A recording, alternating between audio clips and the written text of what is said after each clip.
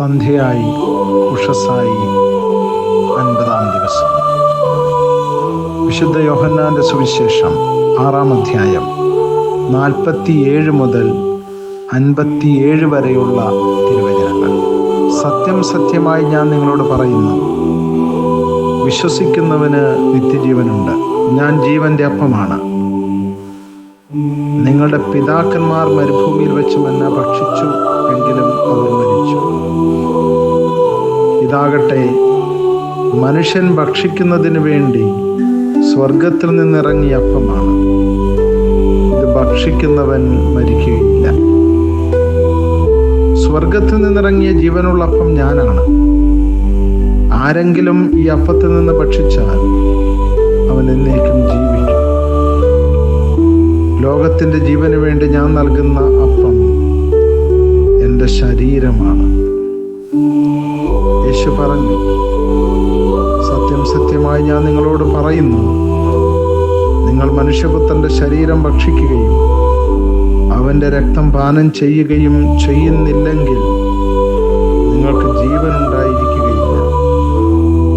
എൻ്റെ ശരീരം ഭക്ഷിക്കുകയും എൻ്റെ രക്തം പാനം ചെയ്യുകയും ചെയ്യുന്നവന് നിത്യജീവനുണ്ട്. അവസാന ദിവസം ഞാൻ അവനെ ഉയർപ്പിക്കും. എന്തെന്നാൽ എൻ്റെ ശരീരം യഥാർത്ഥ ഭക്ഷണമാണ്, എൻ്റെ രക്തം യഥാർത്ഥ പാനീയവുമാണ്. എൻ്റെ ശരീരം ഭക്ഷിക്കുകയും എൻ്റെ രക്തം പാനം ചെയ്യുകയും ചെയ്യുന്നവൻ എന്നിലും ഞാൻ അവനിലും വസിക്കുന്നു. ജീവിക്കുന്നവനായി പിതാവ് എന്നെ അയച്ചു. ഞാൻ പിതാവ് മൂലം ജീവിക്കുന്നു. അതുപോലെ എന്നെ ഭക്ഷിക്കുന്നവൻ ഞാൻ മൂലം ജീവിക്കും. കർത്താവിൻ്റെ സുവിശേഷം. ക്രിസ്തുവേ, അങ്ങേക്ക് സ്തുതി. സ്നേഹിതരെ, കർത്താവ് തന്നെ സമർപ്പിക്കുന്ന വെളിപാടുകളുടെ അവസാനമായ ഈശോ തന്നെ അപ്പമായി നൽകുന്ന വിശുദ്ധ രഹസ്യമാണ് ഈ വചനത്തിലൂടെ വെളിപ്പെടുത്തുക. പൂർവപിതാക്കന്മാർ ഭക്ഷിക്കാൻ ആഗ്രഹിച്ച മാലാഖമാരുടെ ഭക്ഷണമായ വിശുദ്ധ കുർബാനയാകുന്ന യേശുവിൻ്റെ ശരീരവും അവൻ്റെ രക്തവും ഭക്ഷിക്കുകയും പാനം ചെയ്യുകയും ചെയ്യുന്നവനാണ് നിത്യജീവൻ ഉണ്ടാവുക. ഈ നിത്യജീവൻ അവൻ്റെ നിത്യസന്തോഷത്തിലേക്ക് പ്രവേശിക്കുവാനുള്ള തിരിച്ചറിയൽ കാർഡ് പോലെയാണ്. നിത്യജീവന്റെ സന്താനങ്ങളാകാൻ നാം വിളിക്കപ്പെട്ടിരിക്കുന്നു. ഈ ലോക ജീവിതം നിസ്സാരവും ക്ഷണികവുമാണ്. ആത്മാവ് ശരീരത്തിൽ വ്യാപരിക്കുന്നിടത്തോളം കാലം ആസ്വദിക്കുവാൻ, അനുഭവിക്കുവാൻ ദൈവം നമുക്ക് നൽകിയ അശരമായ ഒരു ജീവിതാവസ്ഥ മാത്രമാണിത്. എന്നാൽ ആത്മാവ് അനശ്വരതയെ കാക്ഷിച്ചുകൊണ്ട് ശരീരത്തിൽ അവിടുന്ന് വ്യാപരിക്കുകയാണ്. ആത്മാവ് നിത്യതയെ പുൽകുവാൻ തീവ്രമായി വാഞ്ചിക്കുന്നു. നിത്യതയെ പുൽകണമെങ്കിൽ അവൻ്റെ ശരീരം നമ്മൾ ഭക്ഷിക്കണം, അവൻ്റെ രക്തം നമ്മൾ പാനം ചെയ്യണം. അവിടുന്ന് അസന്നിഗ്ധമായി നമ്മെ ഓർമ്മപ്പെടുത്തുന്നു, എൻ്റെ സ്നേഹം നിങ്ങളിൽ നിലനിൽക്കണമെങ്കിൽ എൻ്റെ ശരീരം നിങ്ങൾ ഭക്ഷിക്കണം. എൻ്റെ ശരീരം ഭക്ഷിക്കുകയും എൻ്റെ രക്തം പാനം ചെയ്യുകയും ചെയ്യുന്നവൻ എന്നിലും ഞാൻ അവനിലും ഉണ്ടായിരിക്കും. നമ്മുടെ കർത്താവായ ഈശോ മിശിഹ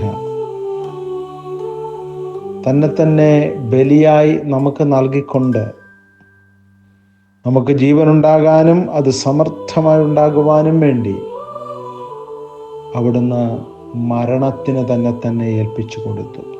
സ്വമേധയാ അവിടുന്ന് ഈ പ്രവൃത്തി ചെയ്തു. അങ്ങനെ അവനിൽ വിശ്വസിക്കുന്ന ഒരുവനും നശിച്ചു പോകാതെ എല്ലാവരും രക്ഷ പ്രാപിക്കേണ്ടതിന് തൻ്റെ ഏകജാതനെ നൽകുവാൻ തക്കവിധം ലോകത്തെ അത്രമാത്രം സ്നേഹിച്ച പിതാവിൻ്റെ സ്നേഹ സാന്ത്വനം പുത്രനായ യേശുക്രിസ്തുവിലൂടെ പരിശുദ്ധാത്മാവ് വഴി പൂർത്തീകരിക്കപ്പെടുന്നതായി നാം ഈ തിരുവചനത്തിലൂടെ മനസ്സിലാക്കുന്നു. അവിടുത്തെ ശരീരം യഥാർത്ഥ ഭക്ഷണമാണ്. അവിടുത്തെ രക്തം യഥാർത്ഥ പാനീയവുമാണ്. അപ്പോൾ നാം വിശക്കേണ്ടത് യഥാർത്ഥ ഭക്ഷണത്തിന് വേണ്ടിയായിരിക്കണം. നാം ദാഹിക്കേണ്ടത് യഥാർത്ഥ പാനീയത്തിന് വേണ്ടിയായിരിക്കണം. അല്പ ആഹാരം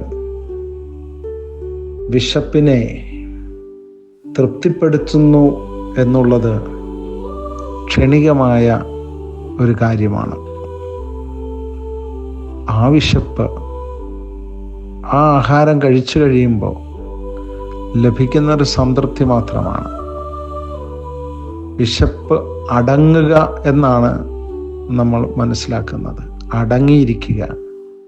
കുസൃതി കാണിക്കുന്ന കുട്ടികളെ അടക്കിയിരുത്താൻ അമ്മമാര് കാണിക്കുന്ന ചില പ്രയോഗങ്ങൾ പോലെയാണ് നമ്മുടെ ഭക്ഷണമെല്ലാം.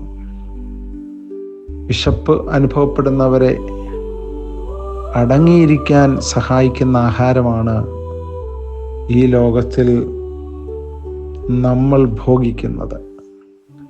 വിശുദ്ധ കുർബാന തൽക്കാലത്തേക്ക് അടക്കിയിരുത്താൻ ക്രിസ്തു തന്നതല്ല. ഇത് നിത്യമായ സന്തോഷം അനുഭവിക്കുവാൻ ക്രിസ്തു തന്നെ യാഗമാക്കിയ ആഹാരമാണിത്. അതുകൊണ്ട് ഈ ശരീരം ഭക്ഷിക്കുന്നവൻ എന്നേക്കും ജീവിക്കും. നമ്മുടെ വിശപ്പ് അടങ്ങുവാനുള്ളതല്ല. നമ്മുടെ വിശപ്പ് അടുക്കുവാനുള്ളതാണ്. ക്രിസ്തുവുമായിട്ടുള്ള എൻ്റെ സ്നേഹബന്ധം അടുപ്പിക്കാൻ എൻ്റെ ഈ വിശപ്പ്, പരിശുദ്ധ കുർബാനയോടുള്ള എൻ്റെ വിശപ്പ് വർദ്ധിപ്പിക്കണമേ എന്ന് കർത്താവിനോട് നമുക്ക് പ്രാർത്ഥിക്കാം. ദൈവം നമ്മെ അനുഗ്രഹിക്കട്ടെ. ആമേൻ. നമുക്ക് പ്രാർത്ഥിക്കാം. ദിവ്യകാരുണ്യനാഥ, അങ്ങയുടെ സ്നേഹത്തിന് വേണ്ടിയുള്ള എൻ്റെ വിശപ്പ് വർദ്ധിപ്പിക്കണമേ. ഞാൻ അങ്ങയുടെ ശരീരം ഭക്ഷിക്കുകയും രക്തം പാനം ചെയ്യുകയും ചെയ്യാൻ എന്നെ അനുവദിക്കണമേ. കാസയിലും പിലാസയിലും നിറഞ്ഞു തുളുമ്പുന്ന സ്നേഹം എൻ്റെ ഹൃദയത്തിലേക്ക് ഒഴുകട്ടെ. ആമേൻ. പിതാവും പുത്രനും പരിശുദ്ധാത്മാവുമായ ത്രിത്വൈക ദൈവം നിങ്ങളേവരെയും സമൃദ്ധമായി അനുഗ്രഹിക്കുമാറാകട്ടെ. ആമേൻ.